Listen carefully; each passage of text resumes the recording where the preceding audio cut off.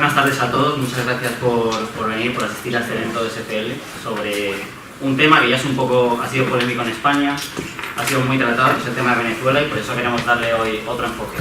Entonces, contamos con tres ponentes de excepción, los tres venezolanos conocen la situación de primera mano. Tenemos a Iván Ekarri, por un lado, coordinador internacional del Movimiento Libertario de Venezuela, es ingeniero de software. Pues tenemos a José Manuel, que va a ser el que modere un poco el funcionamiento de la conferencia. Él es politólogo y además es el presidente del Consejo Iberoamericano de Nuevas Generaciones del Partido Popular.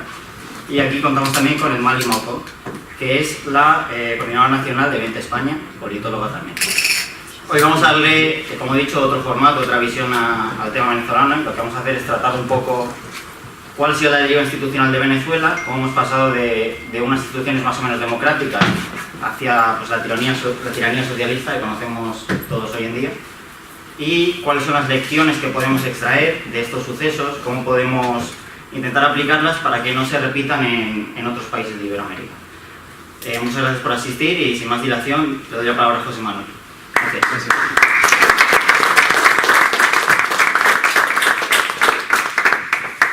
Antes que nada quiero darle las gracias a todos los que hacen posible este evento el día de hoy. Yo creo que uno cuando está fuera de Venezuela, ya sea exiliado, desplazado o haces política, tienes una tarea con tres enfoques importantísimos. El primero es acompañar la lucha de los venezolanos que están allí dentro, es decir, aborar nosotros desde fuera para que esa voz se escuche. En segunda instancia, generar las alianzas necesarias que nos ayuden a salir de la dictadura, es decir, la presión institucional, que hoy por hoy, inclusive más que la movilización ciudadana, es nuestro fuerte, que se ha convertido en la presión internacional.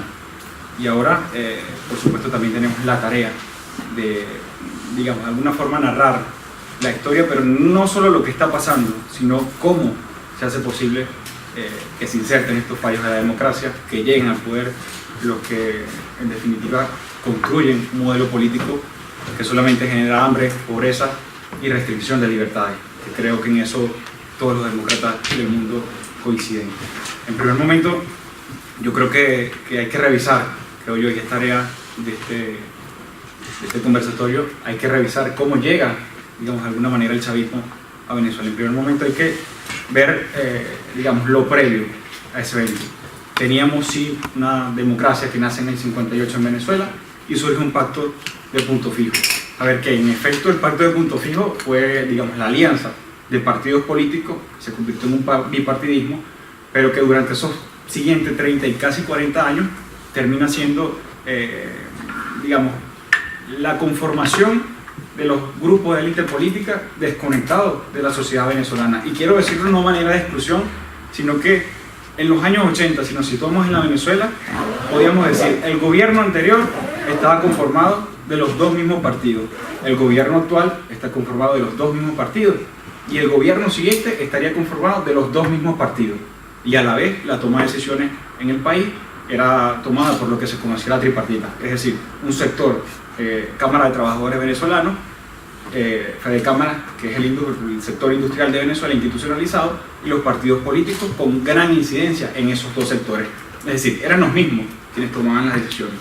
Y hay, sí, una difuminación de la, digamos, de la ideología en Venezuela, y esta, digamos, no solamente quiero señalar a los partidos, ni responsabilizarlos de todas las desgracias que vivimos los venezolanos, pero la difuminación de la ideología en Venezuela fue lo que trajo consigo no satisfacer la demanda de los ciudadanos hasta el momento, y nace esto, digamos, toda una tendencia distinta, respondiendo al orden que hubo en el pasado a nivel militarista, y ahí inicia el chavismo, digamos, en el año 98, se consolida en el 99, creando un traje a su medida.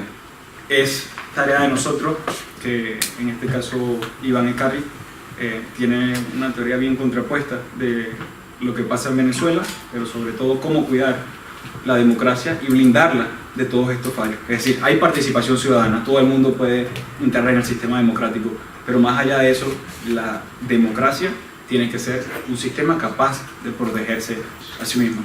¿Cómo logramos esa protección?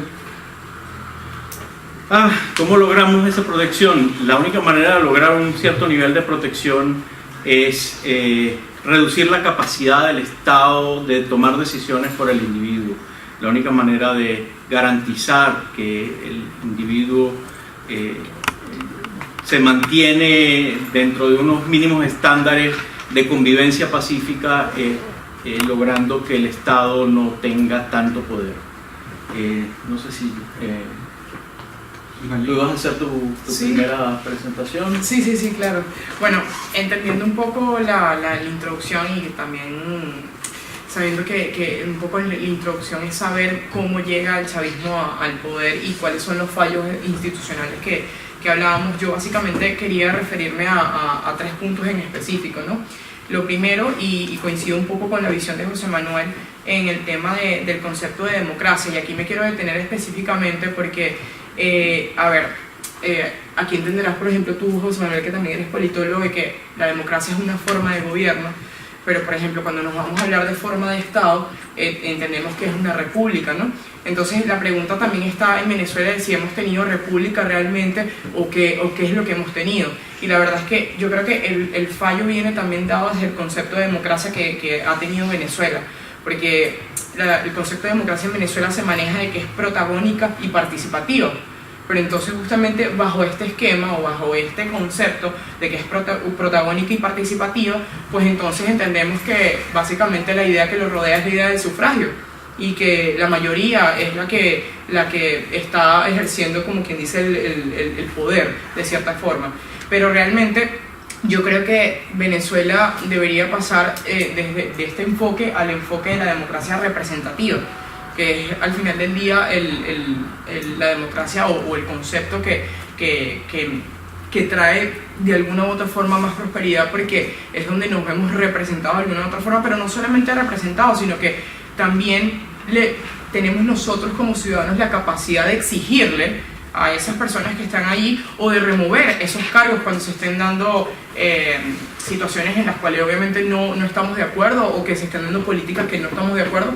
También tenemos nosotros como ciudadanos ese rol de poder remover esos cargos, por así decirlo. Entonces yo creo que uno de los fallos en lo que deviene, no solamente esta crisis de los últimos 20 años, sino más atrás, es el concepto errado que tenemos de democracia. Eso por un lado.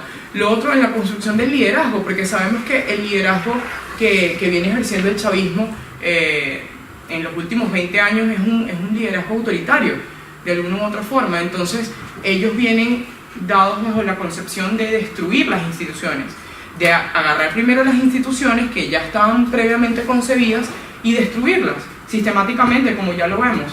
Hoy en día en Venezuela podemos decir que no existe Estado de Derecho, no hay un concepto de justicia, claro, esa es la verdad. Entonces, si no tenemos un Estado de Derecho y no tenemos realmente un acceso a la justicia, un concepto de justicia que no es la llamada justicia social de lo que ellos hablan, ¿cómo entonces podemos nosotros decir que tenemos entonces una democracia fallida, la verdad, y una república fallida también? Y luego viene también el tema yo lo llamo de los ismos, de los males de los ismos.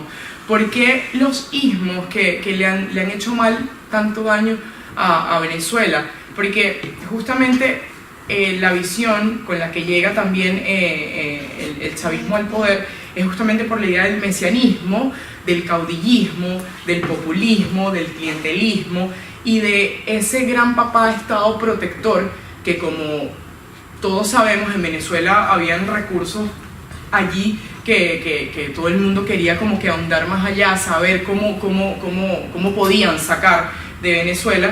Pues claramente ellos se encontraron con este auge y claramente los ciudadanos seguramente estaban envueltos bajo el tema de que como éramos felices y no lo sabíamos, que a mí eso me parece una gran falacia además, pues bueno, nada, el chavismo se fue colando a través de esto. ¿Por qué? Porque bueno, obviamente tienen la idea de un Mesías. Chávez era la idea del Mesías, de la persona fuerte, del hombre militar que iba a llegar a poner orden después de tanto tiempo, digamos, de un bipartidismo de lo que hablaba José Manuel en su intervención.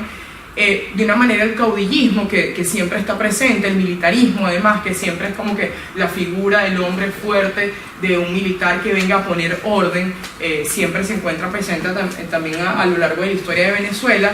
Desde luego el clientelismo y el patrimonialismo también, porque porque como les digo, se encontraron con una Venezuela donde sabían que se podían llenar los bolsillos, y fíjense hasta dónde hemos llegado, ellos se siguen llenando los bolsillos.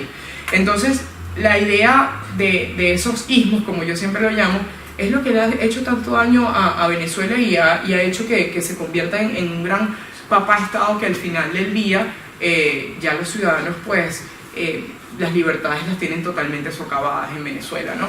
Y por eso es que de alguna u otra forma nosotros que formamos parte del éxodo seguimos pues luchando a través de estas ideas por el mundo, ¿no? Básicamente eso, y también un aspecto fundamental, más allá de esto que les estoy comentando al final, yo creo que también una de las cosas en la cual el chavismo supo jugar muy bien sus cartas fue también modificando lo primero y lo primordial, que es la constitución de un país. La Carta Magna fue manipulada totalmente por ellos, y hoy vemos que la Carta Magna, que muchos de nosotros nos toca defender en un parlamento, por así decirlo, está moldeada por ellos. Esa es la verdad. Entonces yo creo que una de las primeras cosas que nosotros deberíamos hacer después de esta catástrofe que está viviendo Venezuela es claramente cambiar la constitución de Venezuela. Eso es así, porque realmente es una constitución hecha a semejanza de ellos.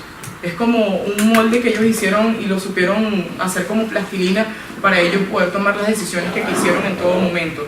Y bueno, desde luego que todos estos puntos que yo les acabo de referir pues deviene en un largo proceso, además de una época oscura, un hoyo negro terrible que bueno, nos ha dejado todo lo que vemos hoy en Venezuela hoy en día, que ya prácticamente lo que nosotros siempre decimos, que ya no podemos solos, porque la verdad el ciudadano y las distintas representaciones políticas, sociales, culturales, en fin, han tratado de hacer su trabajo, su rol dentro del campo de Venezuela, pero la verdad es que cuán difícil se ha hecho, y por eso es que ahora se exige y se pide desde la comunidad internacional que también reaccione y actúe, porque ya esto no es un tema de que es un mero socialismo o de que es una mera dictadura, que a mí además me hace hasta ruido cuando llaman dictadura a Venezuela, porque en Venezuela no se vive una dictadura, es algo más allá, es una tiranía, pero además es una tiranía que se sostiene de las mafias.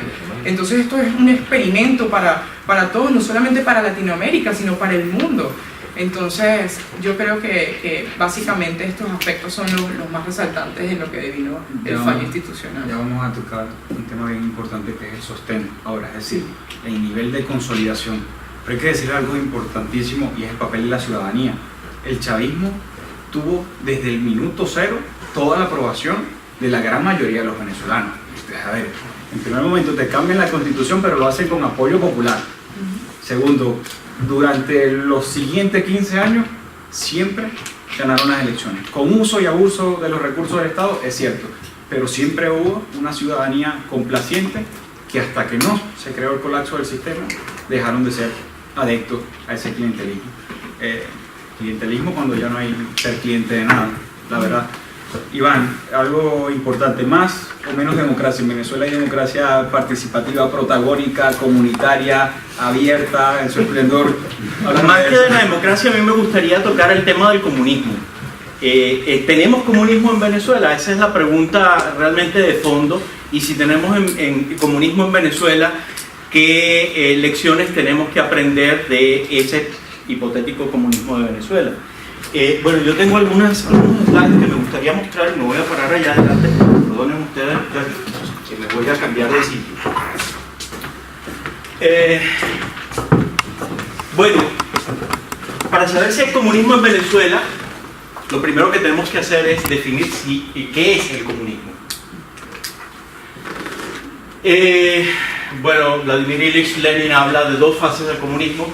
La fase inicial, caracterizada por la posesión de los medios de producción por el Estado como demandante monopsónico de la fuerza laboral y la distribución racionada de bienes y consumo. Y luego una fase ideal en la cual teóricamente los medios de producción pasan de estar de manos del Estado a estar en manos de los trabajadores.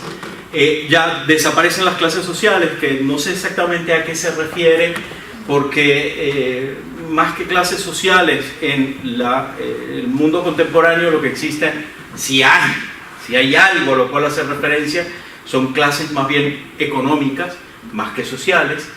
Y luego, dos características más de la fase superior del comunismo son la distribución de bienes de consumo según la necesidad, ya no hay racionamiento y hay ausencia de Estado.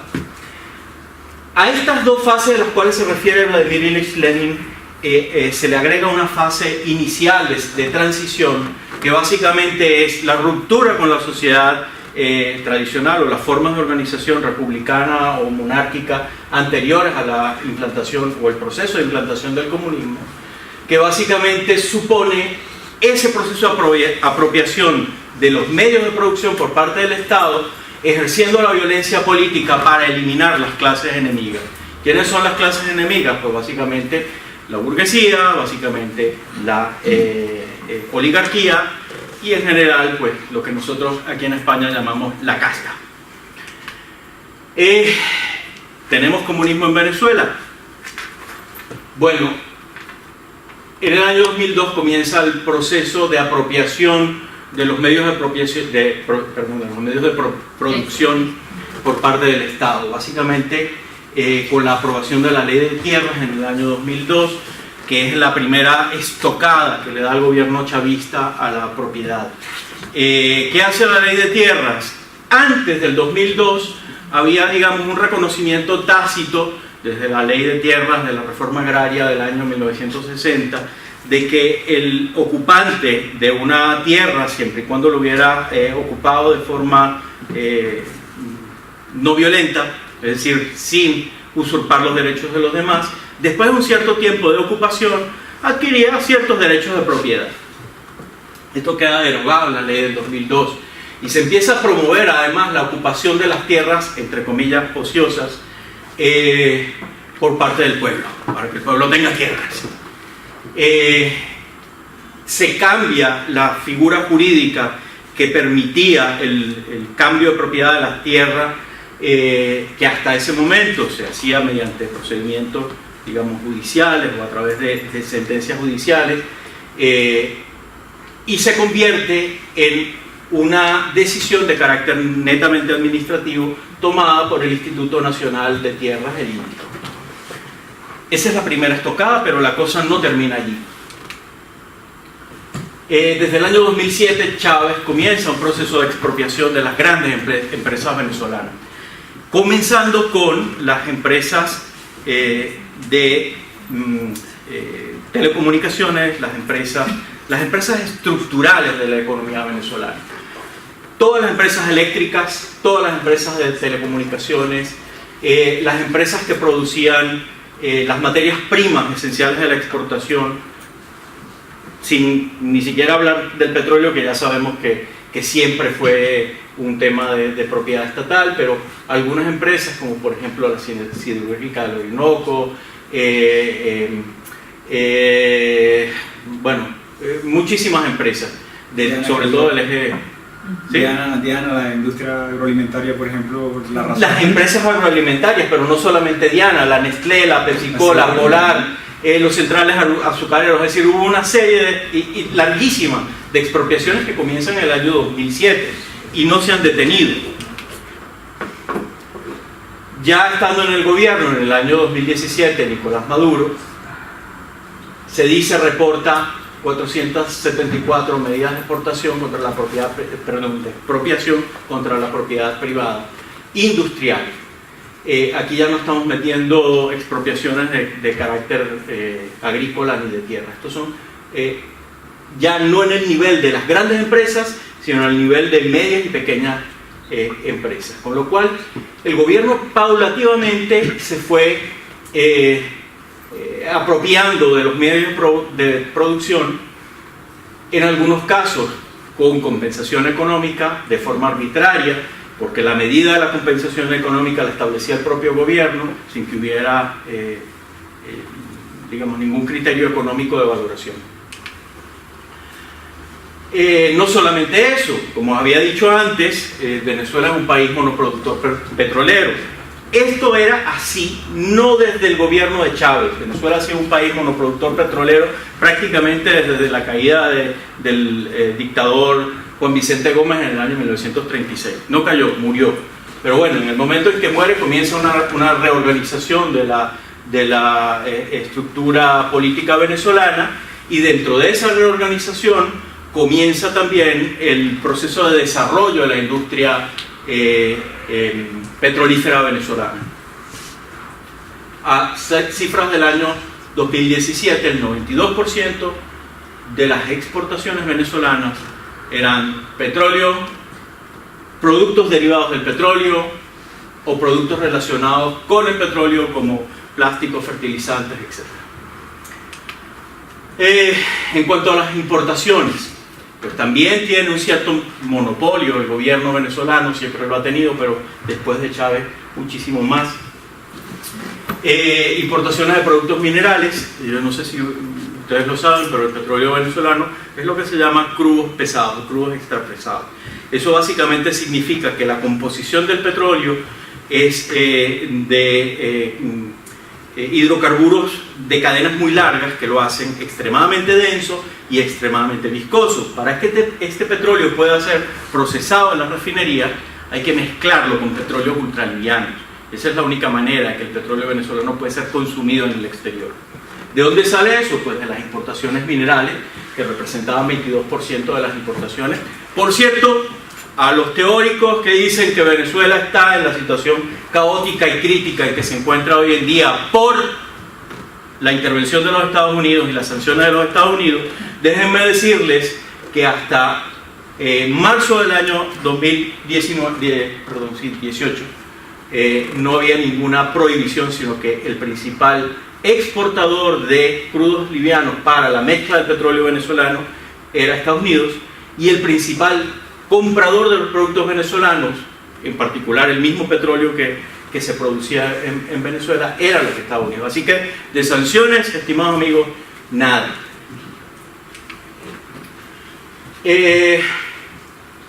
Otra característica, como he dicho, del comunismo es el uso de la violencia política para acabar con las clases enemigas. Así tenemos que el Foro Penal reporta en 2019 2.162 detenciones por razones políticas. Actualmente, hoy, cifras del Foro Penal, hay 550 presos políticos en las cárceles, muchos de ellos encarcelados en prisiones militares, a pesar de ser personas totalmente civiles y no deberían poder ser imputados por crímenes militares. Iván, disculpa, creo que es importante, sin interrumpir, el tema de la restricción de libertades individuales juega un papel fundamental, que es, primero, el Estado clientelista, tema petróleo, tienes el capital político más alto, es decir, el mejor momento del chavismo, que fue de 2000 a 2010, con el alza en los precios de petróleo más gigante todavía, te crea clientelismo y adicional a eso elimino la disidencia. Le pongo freno a todo el que hace la voz, como resultado este número de presos políticos, que ha sido variante. Hay momentos en los que Venezuela, por ejemplo en 2007, y tengo que decirlo, estuve incluido con 4.000 presos políticos. Es decir, ya la cifra de presos políticos realmente en Venezuela es tan dantesca y fluctuante, pero también tan aberrante el método, que es un cambio. Cuando, lastimosamente, lo hemos detectado así, cuando te liberan un preso político es porque van a, digamos, a encarcelar otro de la misma talla, del mismo nivel y con la misma o una similar capacidad de movilización ciudadana. Qué bueno que lo apuntas, porque por cierto ahí la detención de Edgar Zambrano es directamente relacionada con la salida de Leopoldo López de la cárcel. Acoso policial y detenciones arbitrarias, 70 diputados han sido perseguidos, esto lo reporta El País en el año 2015. Edgar Zambrano, de quien estaba hablando, pues mira, diputado con inmunidad parlamentaria. A ver si aquí en España hay algún gobierno que tenga los cojones de agarrar a un diputado del Congreso de los Diputados y meterlo preso sin que haya un allanamiento de su inmunidad parlamentaria previo. Y dentro del carro, además. Se lo llevan. de la casa. No es el único caso. tenemos diputados que están en el exilio, tenemos diputados que están en la clandestinidad, tenemos montones de políticos que están siendo perseguidos de manera sistemática por el gobierno. Y la parte más dolorosa, evidentemente, pues son los asesinados en las protestas.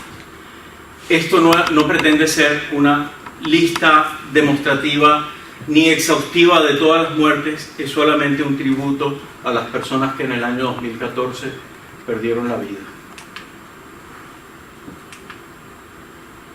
Y fueron pocas en comparación con las que asesinó el gobierno en el año 2017. Esto es conmovedor. La mayoría de esas personas que ustedes ven allí, esos nombres, que son tantos que difícilmente se pueden leer a la distancia en que están ustedes, la mayoría de esos son muchachos entre 14, 18, 19 años. El Estado como empleador monopsónico. Lo que podemos observar en la economía venezolana es que el Estado progresivamente ha ido aumentando su injerencia en la economía. El caso particular de la economía venezolana tiene un factor de distorsión que es histórico y que probablemente sea difícil de comprender fuera de Venezuela, que es el factor de la informalidad. Es lo que aquí llamamos economía sumergida. Pero en Venezuela no está sumergida, está a la vista de todos y no es un factor despreciable. En el año 2006, la Universidad de los Andes, utilizando datos del Instituto Nacional de Estadística, presenta estos porcentajes de la composición de la fuerza laboral venezolana. Básicamente estábamos hablando de un 7% de participación del empleo público, luego el sector informal 38%, el sector privado un 35% y el resto era básicamente desempleado. A partir de 2006 los datos oficiales del Instituto Nacional de Estadística son francamente poco creíbles. Entre otras cosas, el Instituto Nacional de Estadística desapareció la informalidad de todas sus cifras. Hoy en día, según el INE venezolano, no hay informalidad. Eso es una gran mentira. Sin embargo, sigue habiendo investigadores en las universidades, por ejemplo, este estudio de la Universidad Católica Andrés Bello del año 2015, habla que ya en este momento el sector público representaba cerca del 30 y tanto % de la economía, la informalidad seguía siendo más o menos, un poco menos, pero seguía siendo un factor importante de la economía venezolana, pero el sector privado había pasado de 30 y tanto % a cerca de 20 en el año 2015. En el año 2017, el Diario Nacional reporta estas cifras. Voy a leer el dato específico. Las da Carlos Navarro, presidente de la Central de Trabajadores de Venezuela. Él era también miembro de la Confederación Sindical Internacional y reporta estas cifras, donde ya el sector público era la mitad del empleo en Venezuela. El sector informal pues había reducido, seguía reduciendo, y el sector privado venía acá, reducido prácticamente a un 12%. Estas son las cifras de España del 2018 tomadas del INE español. Ese es un poquitín más creíble. Y fíjense ustedes el tamaño, la proporción del sector público en relación con el sector privado. Esto es un síntoma de que en España probablemente la economía tenga una composición de la fuerza laboral más sana que en Venezuela. Eso no quiere decir que estemos exentos de seguir los pasos de Venezuela. Más adelante vamos a hablar de ello. Y el sector, o sea, la informalidad, la gente que trata de trabajar en negro y ese tipo de cosas, en España, ¿existe alguna estimación o algún dato? No tengo datos, hermano, lamentablemente no tengo información. Es muy difícil de recabar, además, porque en el caso de la economía española, primero, es una fracción relativamente pequeña. O sea, lo que estamos hablando en el sector informal es de los manteros. ¿Cuánto puede ser la economía de los manteros en España? Pues no lo sé, no existen datos, son muy difíciles de recabar. Pero lo que sí es cierto es que desde el punto de vista de la estructura general de la economía, su peso será muchísimo, en órdenes de magnitud menor de lo que es el peso del sector informal en Venezuela. El buhonerismo en Venezuela no es como en España un fenómeno puntual, aislado, que ocurre en una calle. El buhonerismo en Venezuela es la norma.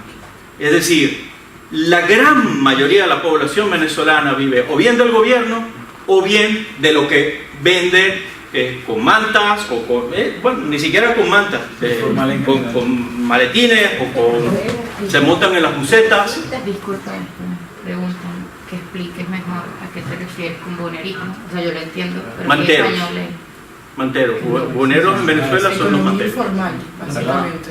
Vamos a hacer el turno de preguntas al final de la presentación mejor. Sí, pero... Vale. Otro factor del comunismo, la distribución racionada de bienes de consumo, como habíamos visto en el modelo, en la fase inicial del comunismo. Venezuela, como ustedes saben, el gobierno venezolano distribuye alimentos, no son gratuitos o no son totalmente gratuitos, la gente paga para que le den las cajas del CLAP, que como ustedes pueden ver aquí, pues contienen básicamente algunos alimentos, pasta, arroz, aceite y poca cosa más. En contraste, la economía de los supermercados de la clase media es esta. No así en la clase alta, en los sectores más enriquecidos de Venezuela, básicamente conformados por la oligarquía chavista. Pues allí hay abastecimiento, allí hay productos de todo tipo. Si tú te vas a un supermercado de lujo en Venezuela, vas a encontrar de todo. Pero la realidad de la clase media es probablemente más parecida a esta. Tiene sus flujos, hay momentos en los cuales hay picos, hay más abastecimiento, a veces aparecen ciertos productos, a veces desaparecen,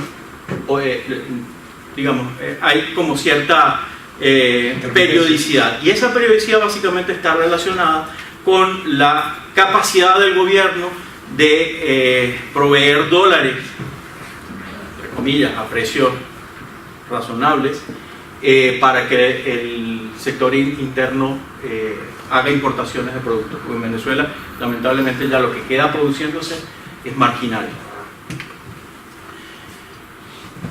Ok, con esto termino la primera parte de mi intervención, que básicamente intentaba analizar si en Venezuela concurren las características propias del comunismo, y creo que la conclusión es clara.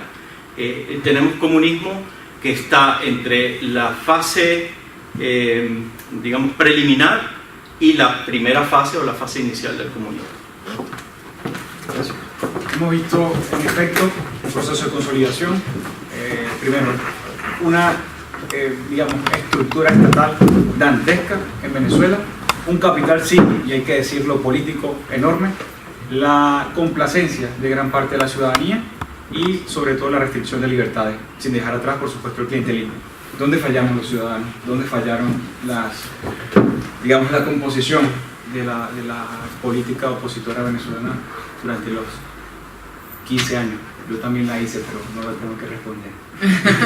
Me toca a mí entonces. Bueno, un poco hablando de eso y también como que adentrándonos al tema de la consolidación también del régimen en Venezuela, yo quiero hacer precisión a varios aspectos fundamentales a nivel político, ¿no? Lo primero es que suena muy duro lo que voy a decir, pero yo creo que uno de los grandes fallos también para la consolidación del régimen fue que tuvimos una población no educada o capaz no educada en el sentido estricto de la educación, sino por ejemplo a través de concepción política como tal. ¿Por qué? Porque realmente la población como que se dio ese lado de que no quiero ni siquiera tener que informarme, que ellos vengan, me gobiernen, hagan lo que tengan que hacer y ya está. Y por ese fallo justamente que se presenta es que viene toda la catástrofe que vemos hoy en día en Venezuela, porque si tú como ciudadano no te interesas por el tema, por lo público, por cómo van a llevar las riendas de una sociedad, pues entonces allí es donde ellos ganan espacios y hacen lo que hoy en día están haciendo de Venezuela, que es un gran experimento, ¿no? Lo otro que yo pienso que hizo muy bien el régimen para atornillarse en cierta forma es que ellos lograron de cierta forma tomar Latinoamérica en el sentido de que como dieron también muchas regalías porque tuvieron los bolsillos llenos, tienen los bolsillos llenos, dieron muchísimas regalías e hicieron como una especie de red de contactos de mandatarios que iban a responder según sus intereses, pues tenían a una Latinoamérica y a todo una nación, a unas naciones específicas a su favor, ¿no? Entonces esto también le permite a ellos ganar mucha más cancha. Una cosa fundamental también que yo creo que llegó a ser el chavismo es que avivó muchísimas emociones, pero también avivó algo que es súper peligroso, que es el tema del resentimiento. ¿Por qué? Porque justamente hoy en día nosotros notamos una población venezolana que es resentida hasta cómo se viste una persona, si se viste bien, si huele o no huele bien, si se expresa bien o no se expresa bien. Y me pasaba, se los digo a título personal, yo a veces en el metro ni siquiera quería hablar, porque es que de repente yo hablo como hablo normalmente, pero para ellos es que o eres una persona muy cifrina, aquí le dirían pija o qué sé yo, pero no es eso, es que eres una persona que eres educada, que estás yendo a la universidad, que tienes unos valores, que tienes unos principios, y ellos justamente llegaron a irrumpir contra todo eso, inclusive hasta una cosa tan fundamental como es para el individuo, como es el tema de la familia, que además es una institución que está prácticamente vaciada, ¿no? Por así decirlo. Otra cosa que hizo el chavismo muy bien a favor de ellos es el tema del marketing político, de la comunicación política y de la neolengua, que también lo dice mucho un profesor que yo le tengo mucho respeto aquí, que está con nosotros en Madrid. ¿Por qué? Porque ellos justamente se valieron de muchísimos recursos, no solamente a nivel cultural, sino de herramientas comunicacionales para poder calar su mensaje, y este mensaje calaba efectivamente, y claro, como obviamente lo vistoso y eso era lo que engranaba en cierta parte, la población le gustaba, ellos supieron atornillarse muy bien en el poder por ese lado. Otra cosa que hizo el chavismo es que controló áreas estratégicas muy importantes para seguir avanzando, y de hecho todavía lo hacen. Y a ver, áreas específicas ustedes dirán como que, bueno, por ejemplo, el tema de las fronteras, el tema de la banca, el tema de los servicios. Hoy en día no queda duda de que el régimen es dueño de prácticamente todo de nuestras vidas en Venezuela. Al momento de que uno sale es que uno como que respira un poco de una bocanada de aire, pero realmente tú estás en Venezuela y tú no eres nadie, eres un ser ínfimo. Eso es lo que uno siente estando en Venezuela. Y desde luego también lo que hace el régimen todos los días es seguir ganando tiempo. Y aquí voy con la pregunta que tú me haces de cuál fue el fallo que tuvo los partidos políticos, las distintas agrupaciones o los mismos ciudadanos en Venezuela. ¿Cuál fue el fallo que tuvimos? Que bueno, que de alguna u otra forma se sigue oxigenando el régimen. ¿Cómo se sigue oxigenando el régimen? Ellos, obviamente con una serie de estrategias y una serie de artimañas, siguen ganando tiempo en el poder. ¿Por qué? Porque hay, lamentablemente hay que decirlo, hay una concepción de partidos políticos que no es una visión común, y eso lo digo con propiedad, porque aquí se habló mucho de unidad, pero ¿unidad para qué? Porque la verdad es que la unidad que vimos consolidada en los últimos tiempos, en los últimos años, era una unidad netamente electoral, y hoy en día no podemos hablar de una unidad electoral, la verdad es que la unidad que ahora queremos lograr es para un solo objetivo, y el objetivo es, además de salir del régimen, es reformar de alguna u otra forma toda la visión que se ha tenido en Venezuela con respecto a esta idea de democracia fallida. Es decir, romper el paradigma de una vez y por todas. No es que vamos a cambiar de gobierno, o vamos a cambiar un color por otro, o vamos a cambiar un personaje por otro, o vamos a cambiar de un partido para otro. Vamos a pasarle por ejemplo, este bote de agua a la otra persona que es al que le corresponde. No, aquí hay que realmente hablar de una concepción de cambio distinta. Es un cambio e irrumpir desde todo punto de vista. ¿Por qué? Y aquí también me voy a centrar en otro tema fundamental que lo he escuchado en repetidas ocasiones. No, pero es que el problema en Venezuela no es el tema doctrinario, no es el tema ideológico. Claro que lo es. Claro que lo es. A mí me molesta profundamente cuando yo escucho eso. Porque mucha gente me dice, pero es que ustedes son muy radicales, los liberales son muy radicales, porque es que nos vienen a decir que no, que el liberalismo es lo que... Pero es que eso no lo entiende la gente, claro que lo entienden, y hoy en día en Venezuela más se entiende, lamentablemente por los golpes, lo debo decir, lamentablemente por la fuerza, lo hemos entendido así, pero al final del día la libertad es lo que el ciudadano está llamado a defender, porque el tema sí es ideológico, el tema es doctrinario. Y Iván Carlos lo decía en la presentación, vivimos en comunismo. Bueno, hay una serie de pasos que se dan para llegar al comunismo, pero claramente este régimen llegó con una idea de hacer de Venezuela un comunismo exacerbado, y lo está logrando, lo han logrado, eso es así. Entonces sí, claramente si es un problema de ideología, es un tema de doctrina. Pienso yo que hay un tema fundamental, como ya les dije, que no hay una visión común dentro del espectro político de lo que se llama realmente el objetivo en común, que para mí desde luego es salir de las mafias del régimen, y no solamente de salir de las mafias del régimen, llamándolo como quien dice los que tienen hoy en día el poder usurpado, sino además todo lo que está alrededor, porque aquí, como yo siempre digo en todas las intervenciones, aquí hay una caja de Pandora que ni se imaginan cuando la abramos cuántos delitos y cuánta corrupción va a salir de ahí. Inclusive nos vamos a sorprender porque muchos que son allegados o que conocemos van a estar metidos allí. Y aquí con el peso de la ley, porque es mi visión, caiga quien caiga, porque es que Venezuela ya no va para más. Y si se tiene que descubrir y esas personas se tienen que enfrentar ante la ley, en ese momento dado tienen que enfrentarla, tan sencillo como eso. Disculpa, Otra, sí. Antes de que continúe, Sí. hay una reflexión importante. Yo creo que ni siquiera de alguna manera no lo contradice, yo creo que lo refuerza, y es el tema de los liderazgos. Bien, tú puedes ser, ya que sí hay complacencia de algunos sectores en Venezuela, sí hay complacencia de quienes dirigen la política de cierto sentido, pero solamente es complaciente, solamente pacta, solamente incide en la construcción de una política quien tiene liderazgo. Es decir, si tú no tienes liderazgo, no puedes incidir en la construcción de un modelo distinto. Si tú, digamos, generas una incidencia y es negativa y te pintas como un sector de la sociedad y quieres proponer una idea, yo simplemente tengo que hacer la construcción de un liderazgo que haga viable la idea que propongo. Eso es fundamental.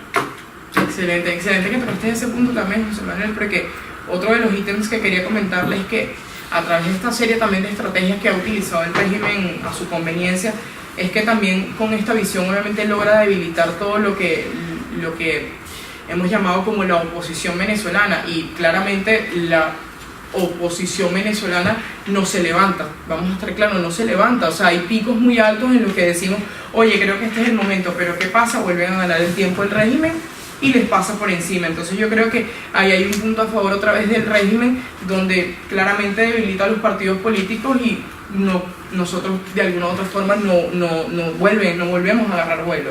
Otra cosa que ha hecho también el régimen para consolidarse muy bien es usar la economía a su conveniencia.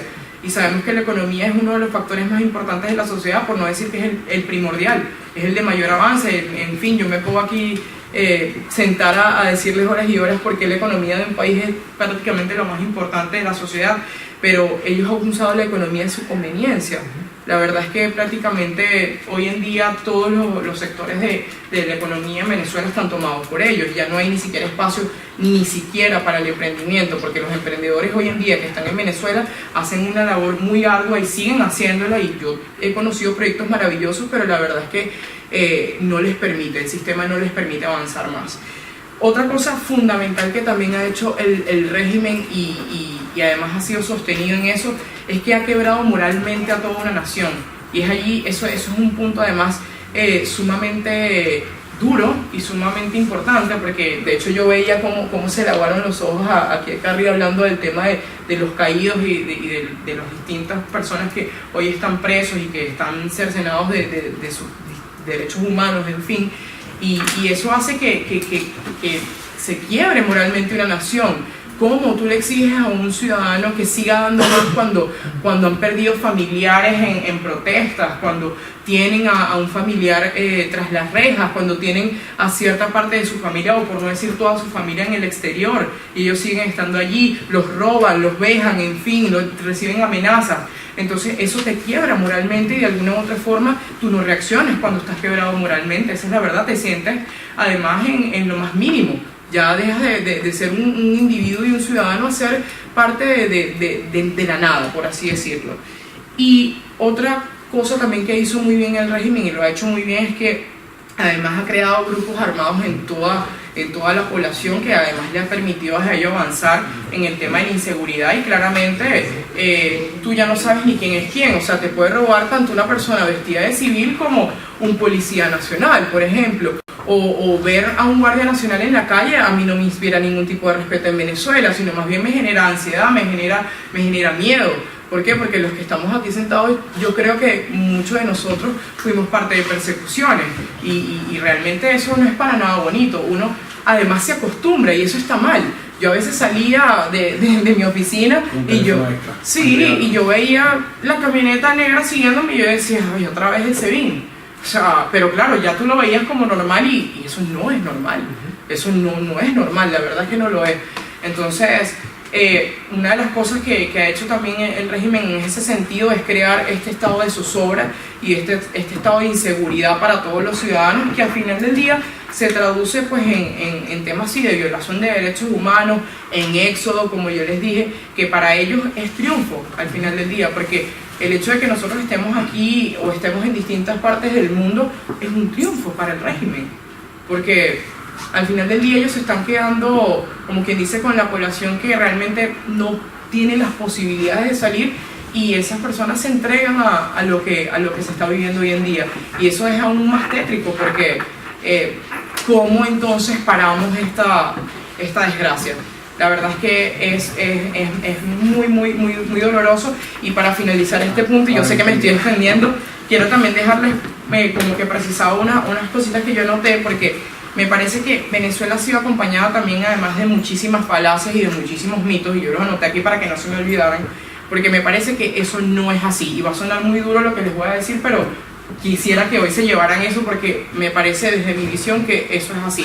Primero, hemos sido educados con la idea de que Venezuela es un país rico. Eso es mentira, ¿ok? Para que un país sea rico de verdad hay que trabajar para que realmente tenga riqueza. ¿Que Venezuela tiene potencialidad a ser rico? Sí, en eso estamos de acuerdo prácticamente todos, diría yo.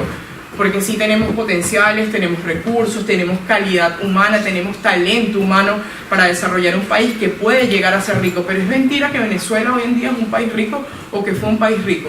Eso es mentira, eso debemos señalarlo. Que Venezuela es el mejor país del mundo. Sí, eso lo dicen muchas personas en los discursos, qué lindo y todo lo demás.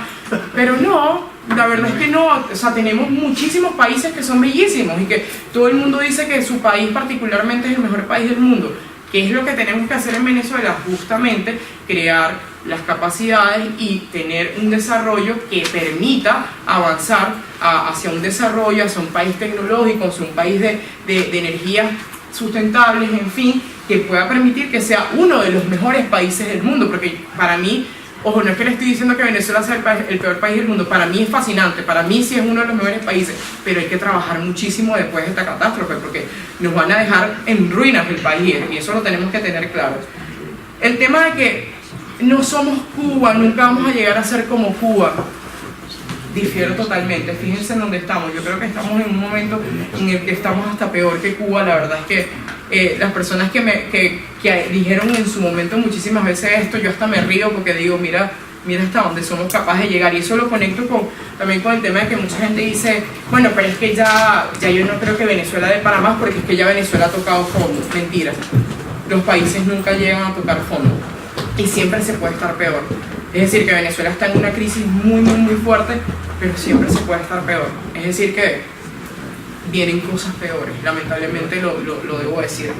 El gobierno de militares siempre son los mejores, también dicen por ahí, decían por allí. Pues no, les digo que no.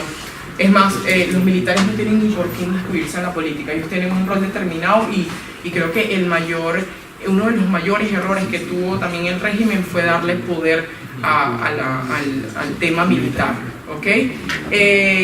Y por último, pero no menos importante, lo que les decía en mi antigua intervención, el tema de que, bueno, lo he escuchado más que todo de personas mayores a 40 años que dicen, bueno, pero es que queremos regresar a la antigua Venezuela, a lo que era Venezuela antes de Chávez. Se los digo sinceramente, yo que he estudiado los distintos gobiernos de Venezuela, yo no quiero regresar a la antigua Venezuela antes de Chávez, no quiero. Yo quiero una Venezuela distinta totalmente, una Venezuela que haya roto con todo vicio y con todo esquema que tuvo antes de estos 20 años. Entonces, creo que básicamente esto en resumen en cuanto a la consolidación del régimen en Venezuela. Claro, sí se puede estar peor. Siempre se puede estar peor. Y como dice Vicente León, de quien no soy devoto, pero la crisis está aquí, está con nosotros. Esto es el sistema en quiebre, el colapso, y viene más. Es la verdad. Importante. Iván, antes de las láminas, ¿qué hacemos? ¿Quiénes están latentes de sufrir esta situación? Iberoamérica, España, ¿quiénes? En 2 minutos, disculpen para que podamos reducir el tiempo. Yo he sido muy complaciente con ustedes. Yo creo que en general Iberoamérica no está exenta de caer en los mismos errores, y no solamente Iberoamérica, España, guardando ciertas distancias y guardando pues las diferencias desde el punto de vista de la estructura y de la madurez social de los países, España tampoco está exenta de caer en los mismos errores. De hecho, yo creo que me voy a saltar todas las láminas del tema económico, solamente voy a entrar en una porque estamos sobre la hora, y luego voy a pasar directamente a unos puntos que he seleccionado. No son exhaustivos, no son extensos, pero que son algunas lecciones que yo considero. Hay otras lecciones que yo no las toco y que tampoco las hemos tocado ahora, como el tema de la emigración. Allá está don Tomás Páez, que nos hace el honor enorme de estar aquí con nosotros. Es un experto en el tema de la emigración venezolana y pues básicamente la idea es que hoy en día la población venezolana, 6 millones, valga decir, 25% de la población venezolana está en el exterior, viviendo en países refugiados. Voy entonces a proceder con las diapositivas, ya para terminar. Ok, esta es la única diapositiva del análisis económico que voy a mostrar, y quiero que se queden con esta curva. Esta curva son los precios del petróleo medidos a moneda constante de 2019. Pues como pueden ustedes ver, los precios del petróleo hasta el año 97 pues andaban por el orden de los 20 y pico. Llega Chávez, comienza una subida de los precios del petróleo, aquí más o menos un pequeño estancamiento, luego una gran subida, bajó en el año 2009, luego nuevamente una gran subida. Esto quiere decir que la economía venezolana, la producción petrolera o valor de la producción petrolera, en función de los precios y de las cantidades producidas. La economía venezolana durante el periodo chavista, Chávez empieza por aquí en el 98 y aquí estamos todavía, ha tenido los ingresos más bestiales por concepto de exportaciones petroleras de toda la historia del país. Nunca antes ha tenido Venezuela unas exportaciones de una cantidad de riquezas tan exorbitante como en el periodo chavista. Eso es lo único que quiero que se queden aquí un poco para comparar el tamaño del PIB venezolano actual con el PIB español. Me voy a saltar mucho todo esto por razones de tiempo y vamos a las lecciones del caso venezolano. En política, propiedad social, pues ya lo hemos visto cuando estudiamos el tema del socialismo o del comunismo en etapa inicial en Venezuela. se basa en la idea de la posesión o la propiedad de los medios de producción por parte del Estado. Fíjense ustedes que la Constitución española prácticamente repite el mismo error de la Constitución venezolana, que atribuye a la propiedad un interés o una utilidad pública general. La función de estos derechos delimitará su contenido de acuerdo con las leyes. Es decir, lección número 1, la propiedad no debe ser social, la propiedad debe ser privada. Me voy a saltar, este es un video que ya probablemente todos ustedes conocen, es Chávez. Más duro, ¿Ah? la propiedad más duro, más fuerte. Tenemos tiempo. Propiedad. Con propiedad. La propiedad. Eso ahí que ese es un teatro antiguo, ¿no era? Ajá, pero eso está en manos del gobierno, ¿verdad? Sí, en este momento no. ¿Y este edificio? Es un edificio que tiene comercio privado de joyería. Expropiese. De acuerdo. Y aquel edificio allá en la esquina. También son edificios que tienen locales comerciales. Bueno, miren, me decía Jacqueline ahora, en aquella casita que está allá vivió Bolívar recién casado. Esa casita que se ve ahí con 2 balcones. Y ahí lo que están en unos negocios. Expropiese. Este edificio aquí, ¿cuál es? También es un edificio que tiene locales comerciales de propiedad privada. Expropiese, señor alcalde. Expropiese. Tenemos que convertir, hola Jorge, ¿cómo estás? Tenemos que convertir esto en un gran centro histórico, que lo es, pero... Vamos a pararlo. A los venezolanos esto nos resulta doloroso, es decir, escuchar a Chávez arremetiendo contra la propiedad privada de los venezolanos nos resulta doloroso, es penoso como hemos llegado hasta aquí. Bueno, centralización. Nuevamente he puesto aquí el gráfico de los ingresos venezolanos, el producto, de los ingresos petroleros venezolanos, y he intentado reflejar las distintas etapas de la centralización en Venezuela. Básicamente podemos distinguir una etapa, aquí tenemos varias dictaduras, muchos golpes de Estado, muchas constituciones. Aquí se promulgaron como 7, 8, 9, no recuerdo exactamente cuántas constituciones entre 1936 y 1957. Pero es que antes de esto también hubo no sé cuántas constituciones, la de 1811, la de 1857, la de 1900, así sucesivamente. Es decir, Venezuela tiene una tradición de modificar las constituciones, como decían mis compañeros, a medida del gobernante de turno, para adaptarla a las necesidades autocráticas de los gobiernos de turno.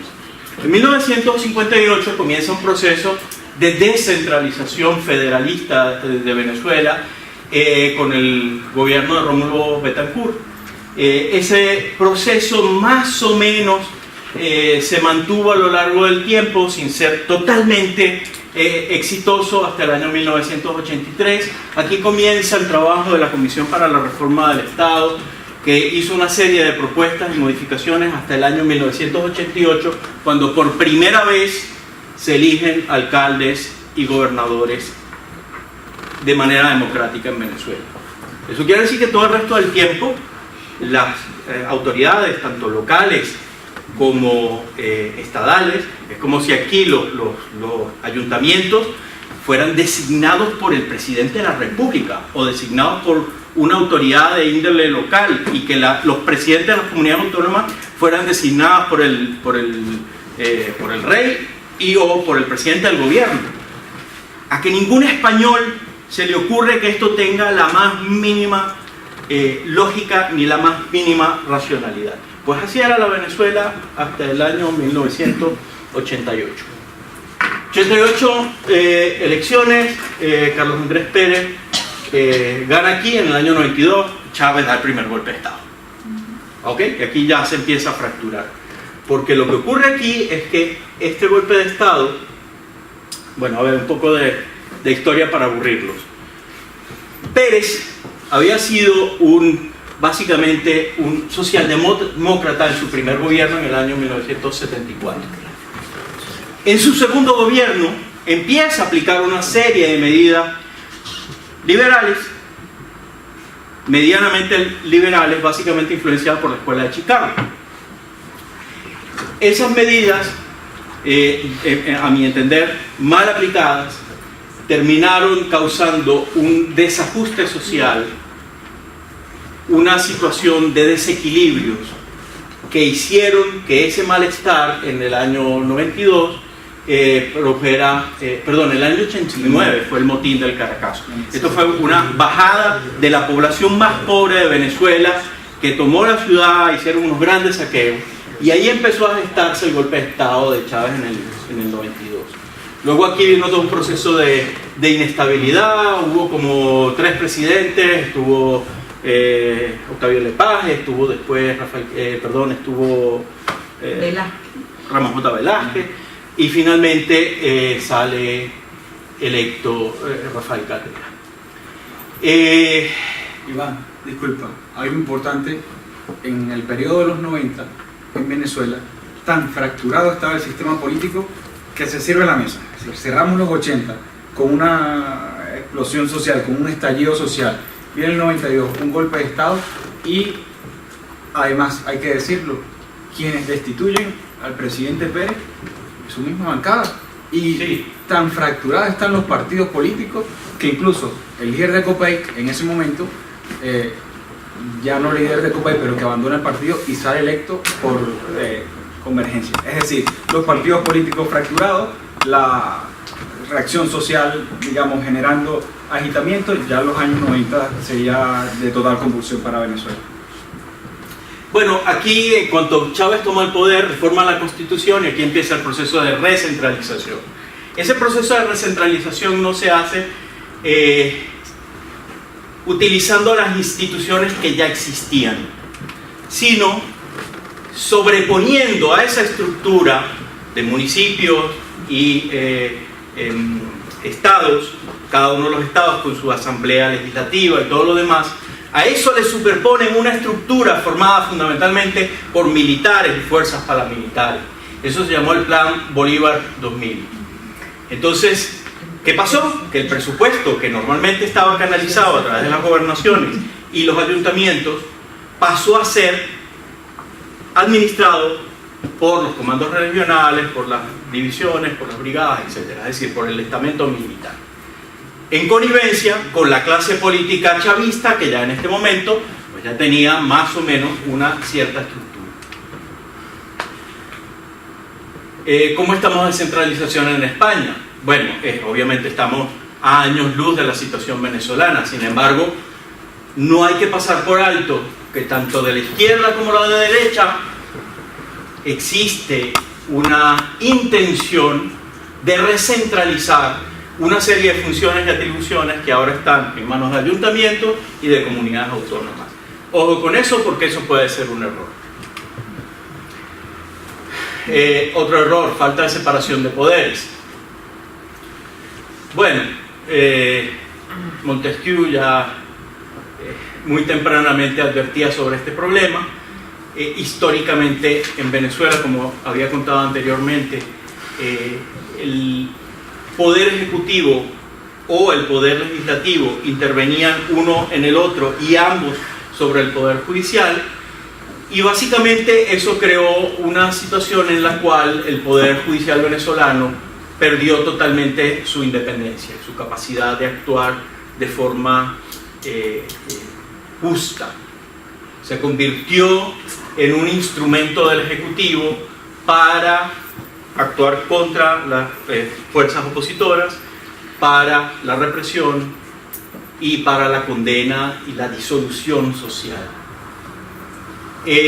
¿Cómo estamos en temas de separación de poderes? Bueno, aquí también, en el año 2015 el chavismo perdió el control de la Asamblea Nacional, básicamente ganó la oposición, ganó de forma bastante sólida, prácticamente el 66%, un pelín menos del 66% de los diputados de la Asamblea Nacional los ganó la oposición. Entonces, ¿qué hizo el gobierno? A través del Tribunal Supremo ordenó la disolución de la Asamblea Nacional, cosa a la cual le salió el tiro por la culata porque toda la comunidad internacional calificó esa acción de golpe de Estado. Pero al fracasar, convocaron unas elecciones de una Asamblea Nacional Constituyente para, de facto, cumplir las funciones legislativas y anular las capacidades legislativas del poder legítimo de la Asamblea Nacional.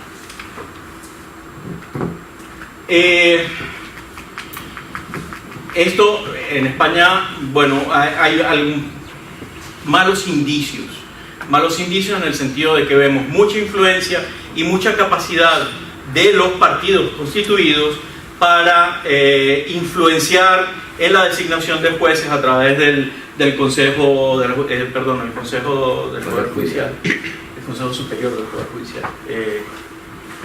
No solamente la designación de los jueces, sino influenciar a los jueces que ya están en funciones, bien sea presionarlos de manera política o bien sea presionarlos personalmente, para que o bien abandonen los juicios que están llevando, sobre todo cuando se trata de casos de corrupción, o bien tomen decisiones que son favorables al partido de turno en el gobierno. Cuidado con eso, es muy grave. La democracia directa, en el año 2015 en España tuvimos un fenómeno sumamente interesante, que fueron las protestas de los indignados cuando tomaron las distintas plazas, la Plaza Mayor de Madrid, etc. ¿Qué pasa? La realidad es que en todas las oportunidades en que el poder ciudadano, que la gente ha tratado de organizarse para ejercer directamente el poder democrático, para influir en la toma de decisiones, siempre ha terminado ocurriendo que hay algún partido o varios partidos que, sacando provecho de eso, acceden al poder. ¿Qué salió de las manifestaciones de los indignados de 2015? Con la ayuda de Irán y del gobierno venezolano salió Podemos. Cuidado con eso, que es muy peligroso. Lo decías tú, militarización de la sociedad. No solamente el Plan Bolívar 2000, que como vemos ya desde el año 2000 estaba haciendo funciones sociales de distribución de alimentos, tomaban los supermercados y actuaban como comercializadores de alimentos, pero también existen en Venezuela, bueno, dos cosas que son bastante alarmantes. Una son los círculos bolivarianos, que de alguna manera vienen a proseguir con la herencia los círculos bolivarianos, que posteriormente llegaron a convertirse en lo que hoy llamamos los colectivos, y la milicia militar bolivariana. Esto es una amenaza constante, no porque esa sea una fuerza efectiva de reacción contra una agresión externa, sino porque es una fuerza disuasiva muy poderosa dentro de Venezuela para actuar contra cualquier persona que alce su voz. Claro, eso nunca va a pasar en España, porque los militares son de derechas, excepto, por supuesto, este caballero que fue jefe del Estado Mayor de la Defensa, que está allí secreteando con el amigo Pablo Iglesias. Iván, disculpa, hay alguien de la historia venezolana que dijo, cuando Pérez Jiménez, que resulta más fácil militarizar a los civiles que civilizar a los militares. Entonces, eso también es una realidad. Eso es una estupenda cita. Con esto, a ver, yo con esto no estoy diciendo que haya efectivamente un proceso o una intención de militarizar a la sociedad española. Hay por ahí algunas propuestas de volver a poner el servicio militar obligatorio y otras cosas por el estilo. Y ojo, más bien del lado derecho, no tanto del lado izquierdo. Insisto, eso es muy peligroso. Los ejércitos, de existir un ejército, tiene que ser profesional y tiene que ser totalmente independiente de las razones políticas. Apolítico. Totalmente apolítico. Puede estar ocurriendo, como ocurrió en Venezuela, mucho antes de la insurgencia de Chávez, que haya en las academias militares españolas gente adoctrinada en el pensamiento comunista, que vengan siguiendo la oportunidad de producir algún tipo de desequilibrio social o alguna insurrección en algún momento. No ahora porque no están dadas las condiciones. Pero si esta gente estaba secreteando aquí, y estos son fotos de hace 2 3 años, si esta gente estaba secreteando aquí, es muy posible que dentro de las cosas que hayan hablado de introducir en el estamento militar gente afín a ideologías comunistas. Bueno, esto debería ser obvio. Los medios de comunicación son una forma de mantener hegemonía. En el caso venezolano, pues Radio Nacional de Venezuela desde el año 1936, la Televisora Nacional en el 53, y el gobierno venezolano siempre mantuvo canales en todo el territorio nacional y se garantizó. De hecho, en los golpes de Estado, una de las cosas que se aseguraron los militares fue tomar los medios de comunicación del Estado. Estamos hablando del año 92. Eso, por supuesto, no ocurre en España. No. Se va. La censura. Bueno, en el caso venezolano, la censura ya sencillamente es descarada.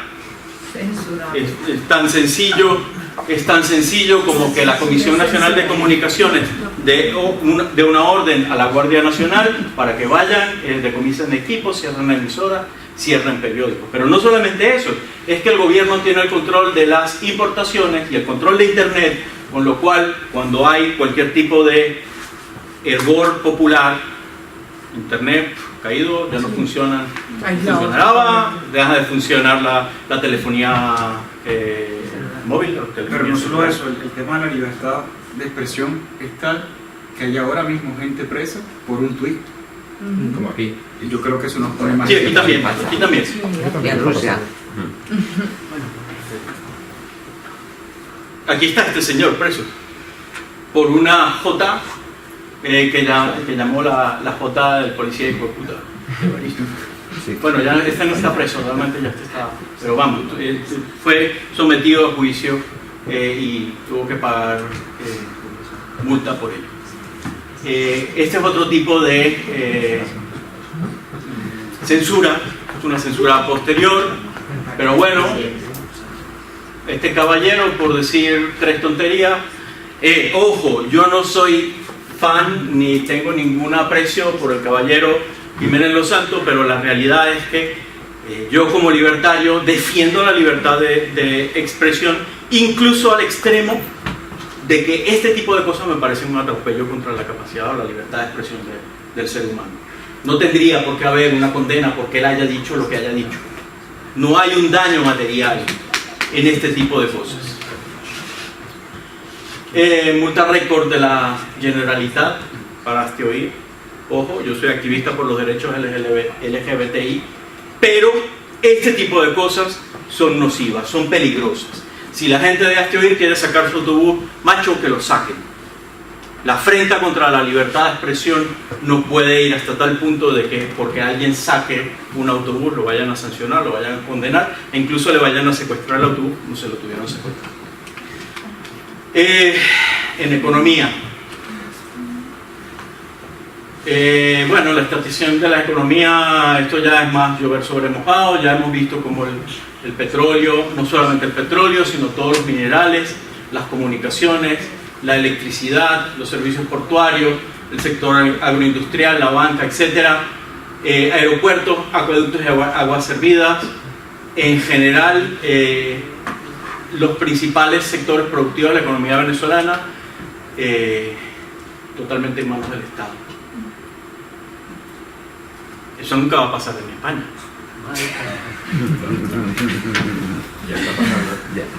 Sin embargo, tenemos iniciativas tanto de la izquierda como de la derecha de echarle mano a las empresas que pueden representar una capacidad de acción, una capacidad de control. Hacienda pública monolítica. Bueno, la hacienda pública venezolana, para hacerles un cuento largo, muy cortito, es básicamente recaudación de las regalías y de los impuestos petroleros. Lo que se recauda por el resto de la economía es relativamente o comparativamente marginal.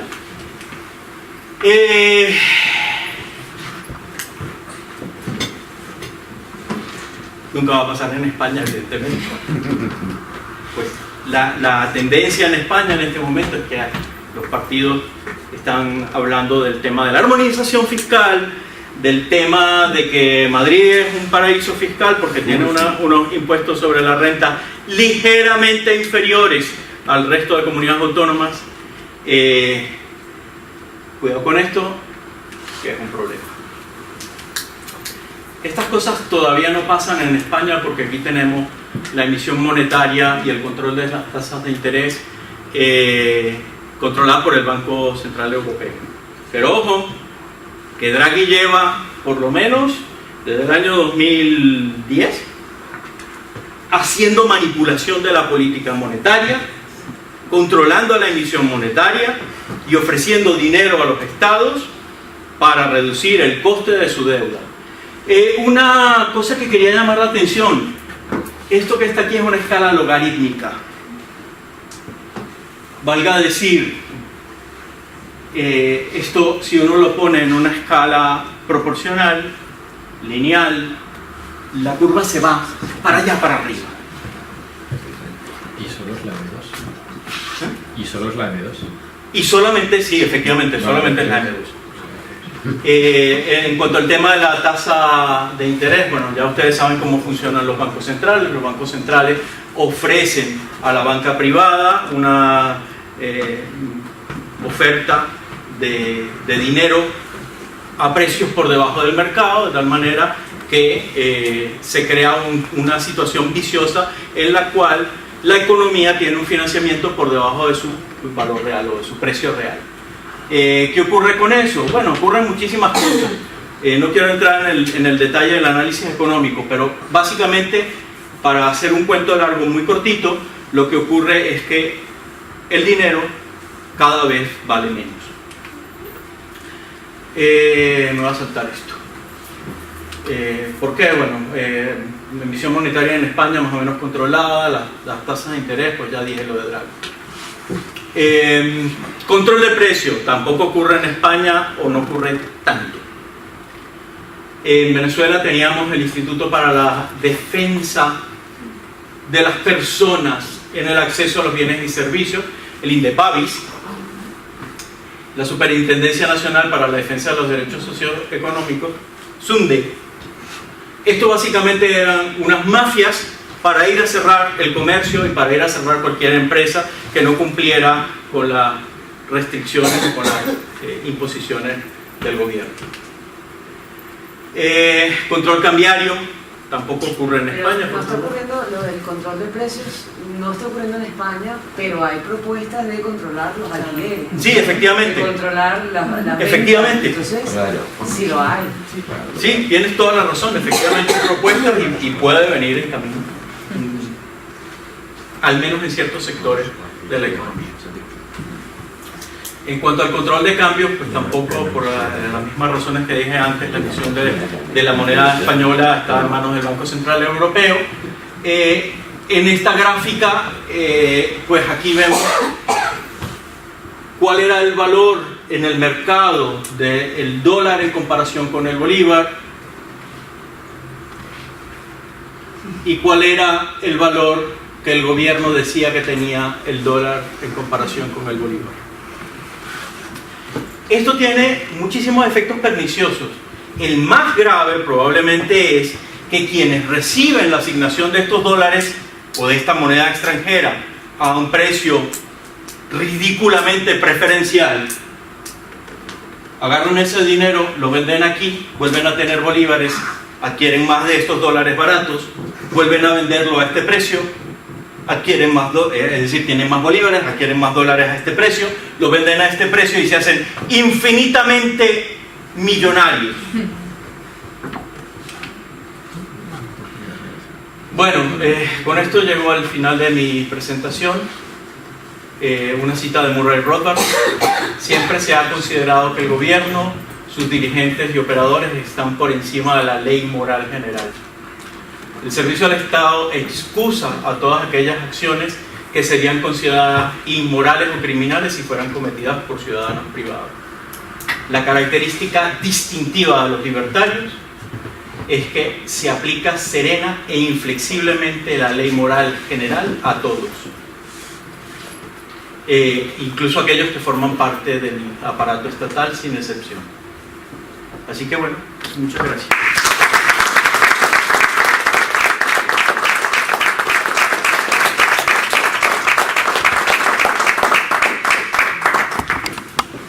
Vamos a ver.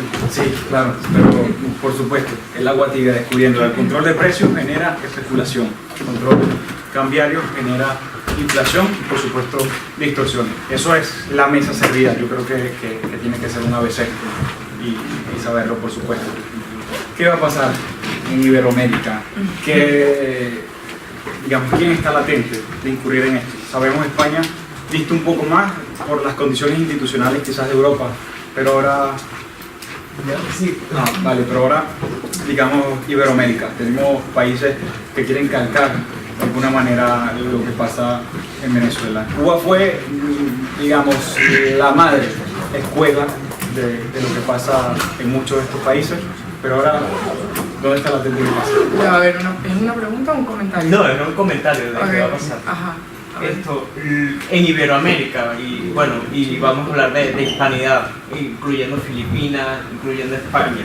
O sea, todos estos procesos de caudillismos son comunes siempre y cuando se fracture un imperio. Pasó con el Imperio Romano, pasó con el Imperio Mongol, pasó con varias dinastías chinas. O sea, todos estos caudillismos surgen cuando se fractura un imperio así violentamente. Entonces lo que vivimos en la hispanidad es la repetición de procesos históricos anteriores.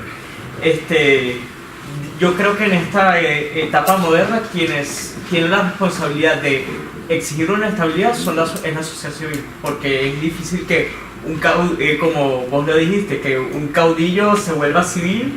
No, hay que llevar más bien la responsabilidad hacia los ciudadanos. Entonces sí creo que es un proceso de todas las naciones que formaron parte de una entidad estatal inmensa. Cuando esto eclosiona, no solamente los caudillismos, la burocracia surge y por ende también aumenta la pobreza. Claro, es así. Bueno, gracias por el comentario. Me voy a permitir hacer unas precisiones rápidamente antes de caer en el tema de los países que pueden estar ya rumbo a vivir este mismo proceso o similar de la intervención de Iván, porque me parece súper importante. Él habló del tema petrolero, que al final del día es un tema también muy importante en el tema y en el caso venezolano, porque además es de donde también se apalanca el régimen pues para llenarse de recursos, en fin. Y hay algo que a mí me gustaría precisar que es súper importante, porque además justamente por eso es que emerge de alguna u otra forma también el régimen y el chavismo, es que ellos se encontraron con una empresa petrolera, por así decirlo, con una alza increíble, pero además hay que decir que el petróleo es uno de los mercados más volátiles que hay. Entonces, como Venezuela se sostuvo de este mercado prácticamente, por decirlo casi que únicamente, es que ahora vemos como estamos sufriendo esta baja, por así decirlo, porque claramente el mercado petrolero es un mercado volátil y Venezuela lamentablemente no se abrió, o sea, no abrió el espectro para mirar a otro tipo de energías renovables, si se quiere, y por eso es que estamos estancados y estamos en el atraso. Además hay que decirlo de que también, más allá de la industria petrolera, que ya está devastada y no da para más, la verdad, que hay muchas discusiones además en Venezuela de qué es lo que va a pasar con la industria petrolera, si se va a privatizar, no se va a privatizar, si hay que hacerle un vuelo rasante y volver a retomarla o qué. Es también el tema de la industria gasífera, que va de la mano, que también el régimen lo tomó de las manos. Entonces prácticamente hoy en Venezuela no se puede hablar de una recuperación rápida de estos dos sectores, porque realmente están en un punto, exacto, en un punto donde están en un atolladero, en un hoyo negro, ¿no? Si me permites hacer un comentario sobre lo que acabas de decir. Sí. Es que el problema es que los estados no generan riqueza. Exactamente. Los estados destruyen riqueza. Exactamente. Los estados, en el mejor de los casos, como dice Robert Nozick ¿cómo es? Estado, utopía, anarquía, estado y utopía. Estado y utopía. La función del Estado debería estar limitada básicamente a garantizar la propiedad privada contra agresiones exteriores, es decir, defensa nacional, la administración de la justicia, es decir, la resolución de los conflictos internos, y garantizar que internamente la propiedad privada también esté protegida, es decir, policía. Todo lo demás, cualquier otra atribución del Estado, termina destruyendo riqueza por una o por otra vía, bien sea porque su intervención es directamente nociva, como en el caso venezolano. Por citar un ejemplo, la industria petrolera en el año 2001 era capaz de producir 4 millones de barriles de petróleo al día.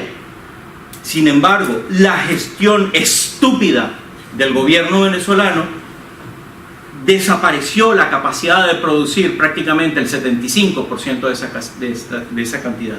Hoy en día Venezuela no puede producir más de probablemente 1.200.000 barriles. Sí, aumentó la nómina en hasta 4 veces más. Sí, pero no porque eran empleados petroleros, sino porque sencillamente eran clientes políticos a sueldo de la empresa petrolera. Esa es una de las formas por las cuales el Estado destruye riqueza. La otra forma por la cual el Estado destruye la riqueza es porque a través de la regulación y a través de una pretendida planificación centralizada que ha demostrado ser el mayor fracaso de la historia, establece o bien barreras de entrada o bien regulaciones o bien incentivos que crean que las empresas que podrían ser exitosas en una economía no prosperen y en cambio se le reasigne riqueza a una serie de, entre comillas, empresas que realmente no son empresas porque no aportan valor a la sociedad, sino que sencillamente viven de las prebendas que le otorga el propio Estado. Eso ocurre en España. Aquí hay más de un sector, en particular el sector bancario, el sector energético, y tanto el sector energético de las eléctricas como los sectores energéticos relacionados con combustibles, producción de calor, gases, etc. Todos esos sectores están hiperregulados y están beneficiándose de una serie de prebendas que le otorga el Estado español. Entonces son las dos formas como el Estado destruye riqueza. Exactamente, y es ahí cuando uno tiene que precisar también que el Estado no tiene por qué ser ni dueño de la economía, ni dueño de ninguna empresa, ni nada en lo absoluto, sino restringirse a estas áreas que dice Iván, porque justamente cuando tú le das una atribución más es cuando ya deviene en todo lo que conocemos, ¿no? Otro punto fundamental que también tocaba Iván en su intervención era el tema del silencio que viene, o sea, de silenciarte si no estoy de acuerdo con tus ideas. Y yo quería hacer esa precisión porque justamente vemos que todos los casos en el que hay gobiernos de corte socialista, de corte comunista y que tienden a ser autoritarios y en el máximo caso a ser totalitarios, es que lo que a ellos les incomoda lo silencian. Un caso fundamental, por lo menos en Venezuela, para nadie es un secreto que, por ejemplo, en la universidad que yo vengo, la Universidad Central de Venezuela, en su momento se quemaban textos, por ejemplo, de Carlos Rangel en su momento. Entonces, ¿cómo tú te explicas que hay entonces una sociedad libre, plural, ese término de democracia del que yo les hablaba al principio, que está errado, cuando realmente pasan estas cosas, cuando silencias lo que te incomoda? Pues más bien tú deberías, en un espacio en el que se supone que hay pluralidad y donde hay distintas ideas y distintas generaciones, en fin, es donde se deberían empezar a debatir estos temas, y en su momento, y todavía sigue pasando, porque bastante que ha costado, por lo menos en el caso de la Universidad Central de Venezuela, que se dé el debate de las ideas, por ejemplo, en el tema liberal, del liberalismo, ha costado muchísimo. Entonces ahí es donde vemos también el mal del socialismo, que hasta allí penetra, ¿no? Y bueno, adentrándonos un poco ya para finalizar el tema de los casos específicos que podemos ver, no solamente en Latinoamérica, sino inclusive aquí también en Europa, con respecto también un poco tomando en cuenta lo de Venezuela, pues para nadie es un secreto que, por ejemplo, uno de los países que viene a formar parte también de esta espiral es Argentina. Argentina como primer punto, porque vemos cómo Argentina con el kirchnerismo pues sufre la catástrofe que hemos visto, y que lamentablemente Mauricio Macri no supo llevar a cabo medidas que necesitaba la población argentina, que necesitaba medidas fuertes en su momento para recuperar no solamente la economía, sino otros sectores de la sociedad. Y al tener esa incapacidad, por así decirlo, de no aplicar las medidas correctas en los momentos que tenía que aplicarlo, y no con pañitos calientes y progresivamente, pues vemos cómo le está pasando factura hoy en día.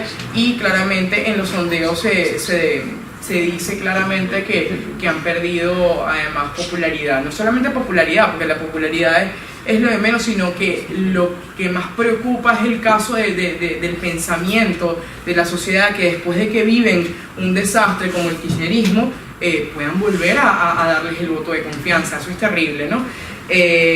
Además de, bueno, el estancamiento que vive hoy Argentina, que bueno, es claro, ¿no? Obviamente no solamente para los nacionales, sino para las personas inclusive que emigraron y les tocó emigrar para Argentina, hoy en día es un tema álgido, porque yo tengo amigos que me llaman y me dicen, mira, en cualquier momento vamos a tener que volcar la mirada a otro país, porque aquí no vamos a volver a vivir un caso similar como el de Venezuela, no lo queremos, ¿ok? El otro caso que tenemos también dentro de América Latina es el caso de México, con Labrador.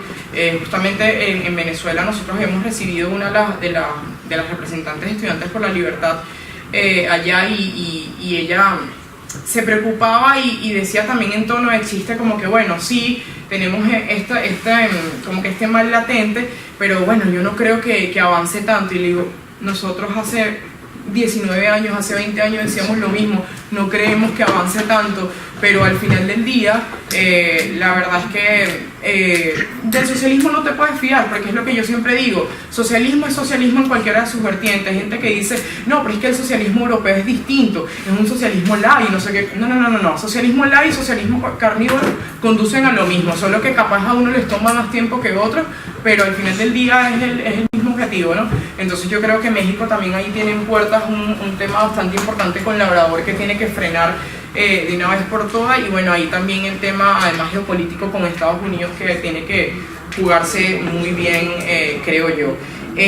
Otro punto fundamental de dos países que están prontos a tener procesos electorales dentro de América Latina es el caso de Uruguay y el caso de Bolivia, que bueno, por lo menos en el caso de Bolivia, digamos que está prácticamente todo perdido, muy triste decirlo, pero es así, porque bueno, los sondeos claramente dan como victorioso de nuevo por cuarta vez a Evo Morales. Hay que recalcar aquí que además Evo Morales ha cumplido como que el manual y la técnica tal cual que le dejó Chávez, porque recordemos que en Bolivia no estaba aceptado el tema de la reelección, él lo impulsó, luego que se reelige, vuelve a modificarlo y ahora la cuarta vez que le tocaría, en teoría no es constitucional ni es legítimo, pero él lo va a volver a modificar para volver a ganar, y lo más seguro es que vuelva a ganar, y esto es una catástrofe, ¿no? Y en el caso de Uruguay se da una movida bastante interesante, porque casi nadie habla del tema Uruguay, la verdad, pero yo que tengo ahorita acercamientos con familia de descendencia uruguaya, pues me dicen que ahorita hay un movimiento muy interesante, porque al parecer los blancos, que en teoría son los que son opositores al gobierno oficialista actual, al parecer pues están tomando auge. Y fíjense, aquí como una reflexión un poco también cómica, los que son venezolanos entenderán que, por ejemplo, el gobierno oficialista de Uruguay se llama Frente Amplio. De ahí se los dejo como de dónde más o menos puede provenir eso, ¿no? Pero ahora se da una movida bastante interesante en Uruguay por parte de los blancos, que al parecer pueden cobrar, como quien dice, auge y poder ganar, que esperemos que sea así. Otro caso importantísimo, además importante para el tema de Venezuela a nivel geopolítico, es el tema de Colombia, porque, y hablo aquí de Colombia, capaz no porque vaya a sufrir el espiral, pero sí hay como una alarma latente allí. ¿Y por qué? Porque justamente yo estaba investigando ayer, y no solamente en investigaciones, sino que también tenemos acá la presencia de una persona que viene de Colombia y vivió en Colombia y estuvo durante muchísimo tiempo en Colombia trabajando en el área política, donde sabemos que hoy Iván Duque ha pasado a tener el 64% de rechazo de la población colombiana. ¿Esto qué quiere decir? Que lamentablemente Iván Duque de alguna u otra forma llegó al poder con unas expectativas muy altas, no lo vamos a desconocer porque sí llegó con unas expectativas muy altas, pero hoy en día la percepción generalizada sobre él es un deterioro total, no solamente de la situación interna del país por temas de narcotráfico, el tema del pacto de paz, el aumento además de la inseguridad, en fin, sino que también se le ha tildado de que no ha tenido una posición fuerte con respecto a la presión internacional del tema de Venezuela, y eso es claro. Y además que nos parece que sinceramente cómo es que él no tiene una posición tan clara, que por fortuna tenemos en Brasil un Bolsonaro que si se quiere ha sido muy enfático y muy fuerte, pero entonces tenemos un ala caída por parte de Colombia también en estos momentos, donde se ve un ascenso más allá de la figura de Duque, un tema de Uribe y Pastrana, que son expresidentes, que claramente son jugadores y actores políticos súper importantes en el tema colombiano, pero que al final del día Duque es el presidente del país, ¿no? Y por último, pero no menos importante, el tema de España, que ya lo reseñaba muy bien Iván, pero yo lo quería también poner sobre la mesa como un poco más político, porque, bueno, para ustedes que me imagino que la gran mayoría de ustedes son españoles, ustedes lo saben un poco más, pero desde lo que yo veo y lo que analizo es que claramente ahora a lo interno no hay un acuerdo en específico, y lo que se determina o lo que se dictamina en estos momentos es que claramente el 23 van a volver a hacer unas elecciones donde posiblemente de nuevo el PSOE pues siga la batuta. A mí me preocupa bastante el tema del socialismo acá en España, no solamente el tema del PSOE, sino justamente estos partidos como Podemos, Iglesias, más Madrid, que además me parece una cosa nefasta, porque no solamente estaría en peligro España en sí, sino que ahora como vinculamos este caso específico o este evento con respecto a Venezuela, a mí me parece que además el triunfo del PSOE y bueno, si se tiene alguna alianza, algún tipo de alianza con estos actores, además es terrible, porque además se pondría sobre la palestra un nuevo aceptamiento de un personaje tan nefasto como por ejemplo puede ser el señor Zapatero, que para nosotros es terrible además, porque la muestra de que Zapatero esté tan vinculado al tema de Venezuela como lo ha estado en estos últimos tiempos, para nosotros es muy terrible, es realmente preocupante, ¿no? Y creo que eso tiene una vinculación directa claramente. Y en el tema que también me quiero detener, que además yo he sido enfática en eso fundamentalmente, es que yo creo que ganando terreno el tema del PSOE y el tema también de Podemos inclusive, y el socialismo en general en España, es que no creo que se produzcan las sanciones pertinentes a las cuales nosotros tenemos que seguir dándole fuerte con respecto al tema de Venezuela, porque además para nadie es un secreto que para acá, para España y para Madrid en específico, hay personas lavando dinero del gobierno, del régimen, mejor dicho, y no solamente del régimen, sino que hay personas aquí que tienen casos claros de corrupción que no se les hace nada.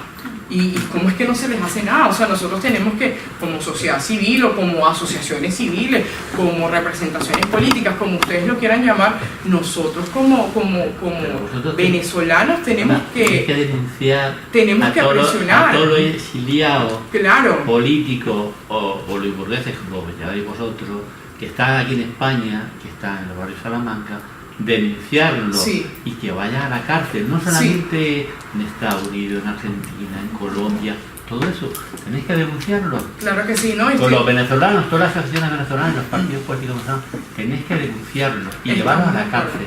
Lo mismo que tenéis que denunciar al Maduro, al hijo de puta ese, y toda esa basura esa, que vayan a las cárceles y que no salgan nunca.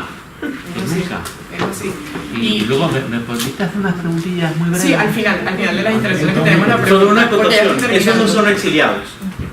Los que viven ahí en el barrio de Salamanca, vale, y en la Moraleja, esos no son exiliados, esos lo que son unos vividores sinvergüenzas que han estado chupando dólares del gobierno venezolano y que se han venido para acá a disfrutar con su familia de la riqueza mala vida a través de los mecanismos cambiarios y a través de toda la corrupción que había en Venezuela. Para cerrar un poquito la idea con el tema de España, yo siempre lo he dicho, a mí me parece que España además es el país vitrina para la Unión Europea, por lo menos en el caso de Iberoamérica y en el caso puntual de Venezuela, de que, por ejemplo, en la Unión Europea se hable mucho más claro del tema de Venezuela y se ejerzan medidas mucho más fuertes, y por eso es que si España es la vitrina o es la ventana para exponer estos casos, es muy preocupante el tema del avance del socialismo acá, porque si no prácticamente estaríamos nosotros de alguna manera prácticamente desprotegidos porque no habría un fin en común de llevar a cabo esta idea. Sabemos sí que la comunidad internacional hoy en día está actuando, por lo menos en el caso de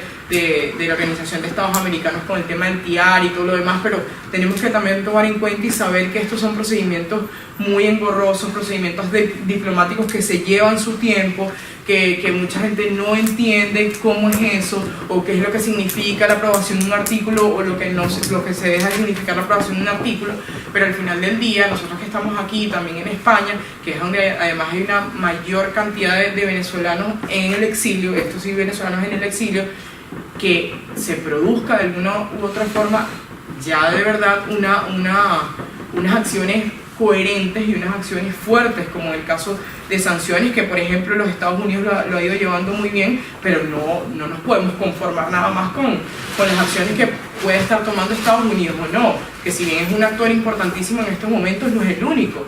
O sea, debemos seguir denunciando esto.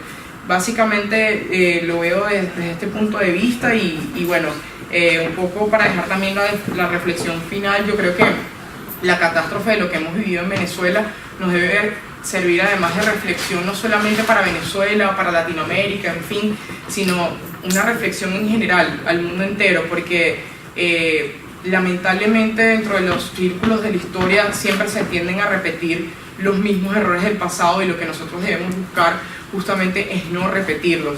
Yo creo que hoy en día está claro que lo que hace avanzar a las sociedades, a una población, en fin, a los países y a los individuos en general, es el tema de la innovación, de la tecnología, de las fronteras abiertas, del emprendimiento, de la mano de obra calificada, y que al final del día eso se traduce en un modelo que no es el perfecto, pero es el perfectible, es el que hemos encontrado además a lo largo del tiempo, que es el que funciona y el que debemos seguir defendiendo. Así nos miren mal y así nos digan que estamos locos y así a veces les dé urticaria a muchos que nosotros lo defendamos, pero al final del día el modelo que trae prosperidad es el capitalismo, y eso hay que decirlo además por delante, por la calle del frente y sin ningún tipo de temor, ¿ok? Entonces creo que eso para finalizar.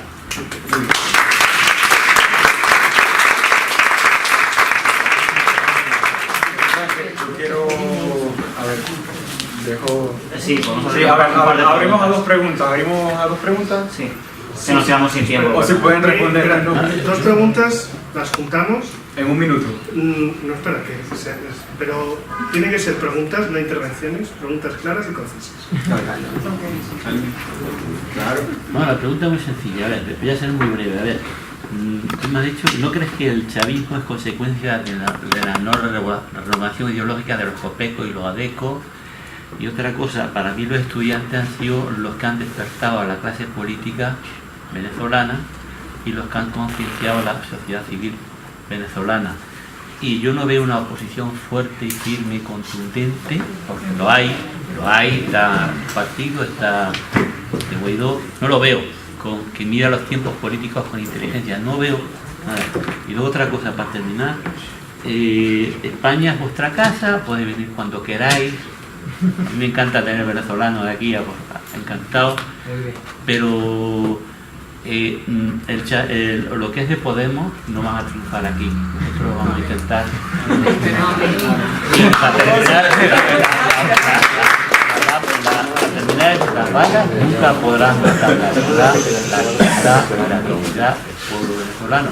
Yo creo profundamente en la libertad de Venezuela, profundamente y ciegamente en ello. Y Venezuela va a triunfar. El chavismo es una fruta podrida que va a caer, cuestión de tiempo. Yo doy las gracias a los tres, a Gary por su exención, que parece un profesor de economía, y a vosotros por vuestra presencia. El venezolano tenéis que apoyaros más y ayudaros más, que no ayudáis poco. ¿Alguien más? Muy bien.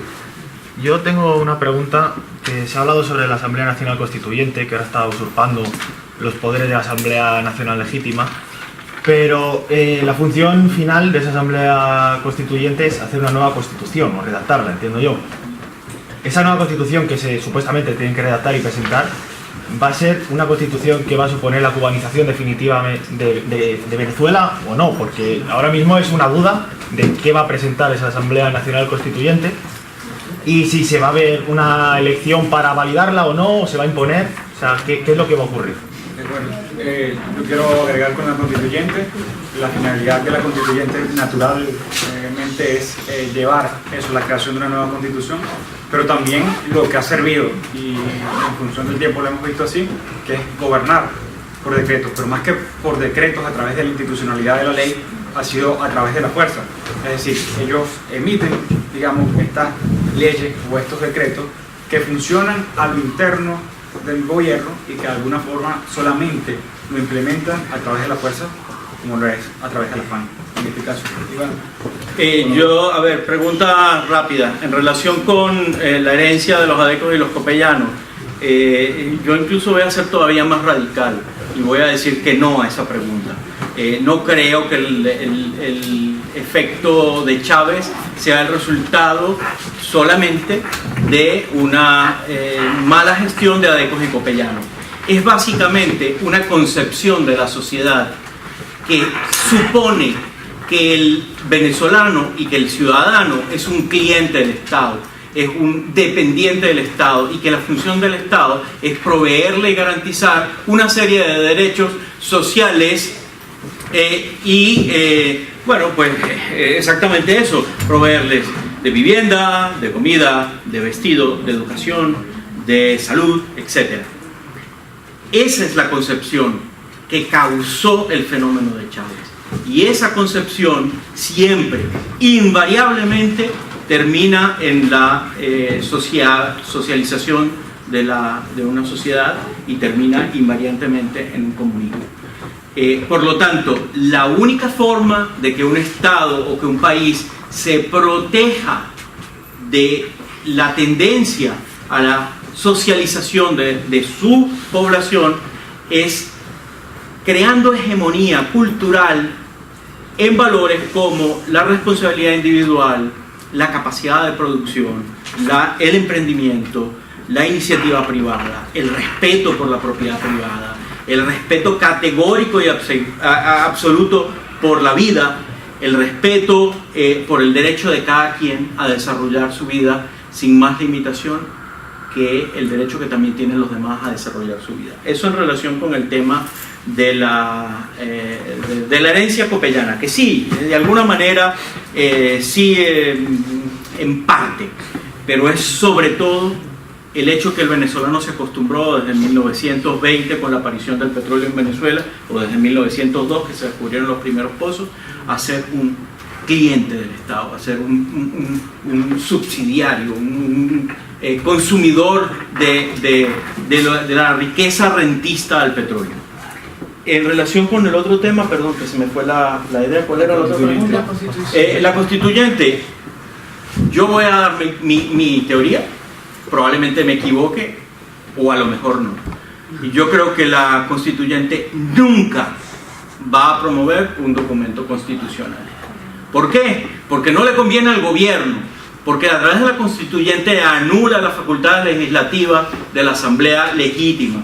Y no solamente por eso, sino porque debido a un error y una estupidez gravísima cometida en la Constitución de 1999, que dice que ninguna decisión tomada por las asambleas constituyentes podrá ser opuesta por ningún poder constituido.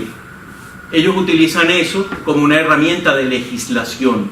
No es para promover una constitución, es sencillamente para legislar por la fuerza, de forma arbitraria, de forma que en el fondo es contraria al espíritu de la propia Constitución, pero sin embargo, valiéndose de ese defecto, de forma en la redacción de la Constitución de 1999, el gobierno chavista de Maduro legisla.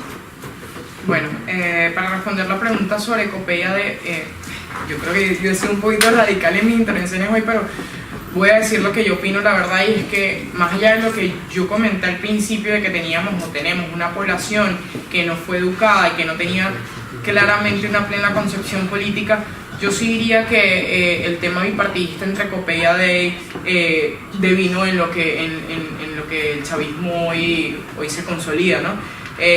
Hay una anécdota muy cómica y muy reflexiva en Venezuela de que básicamente lo que hay en Venezuela es como una sandía, porque son los colores realmente, pero prácticamente son lo mismo.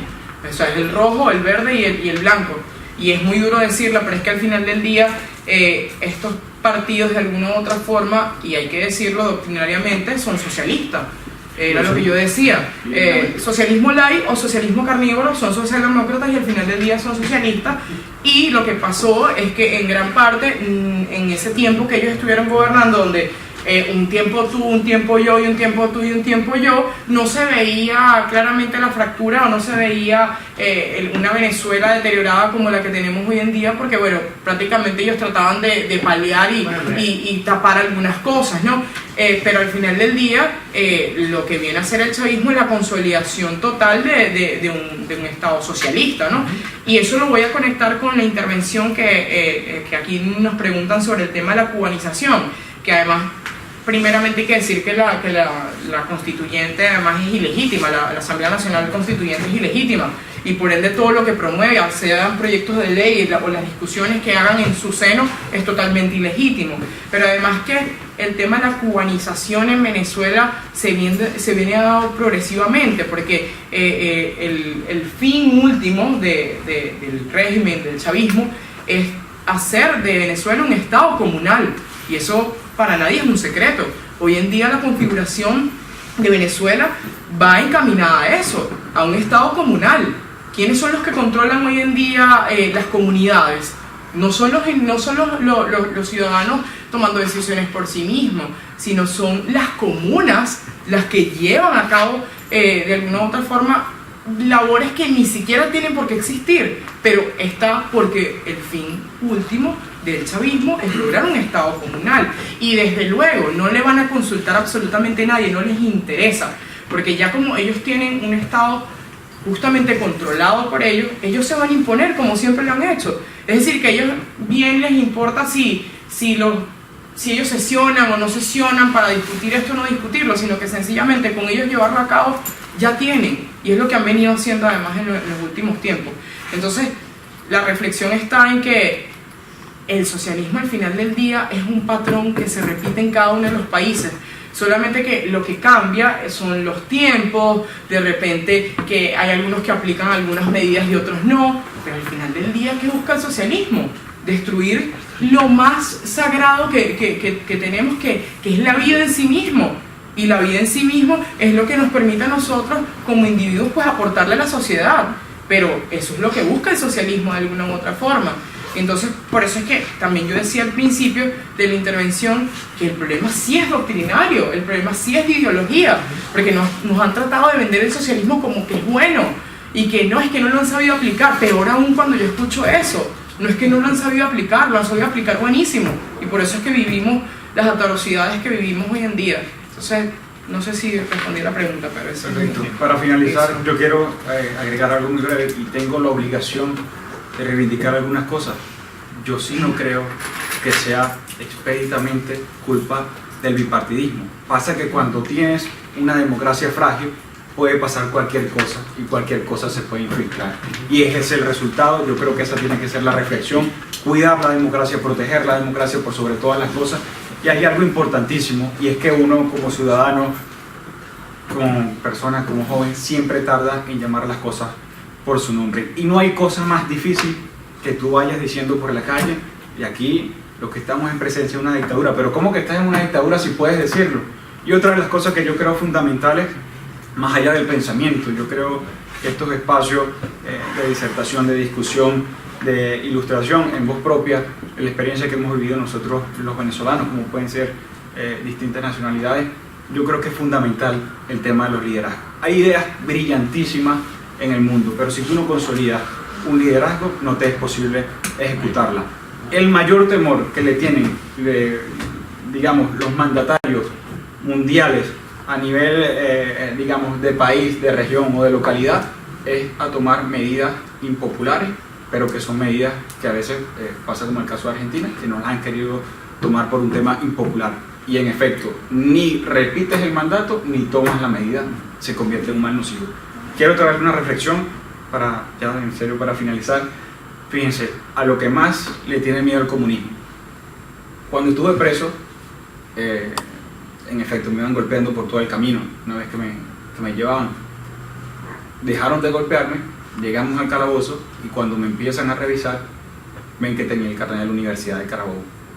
Y cuando, no diré la expresión, pero cuando ven que eres estudiante, que tienes ideas, que crees en un ideal, que estás luchando por sobre todo el ideal de la libertad, es a lo que ellos más le temen y te encarcelan, te torturan y quieren quebrarte. Hay que seguir sobre todas las cosas. Muchas gracias.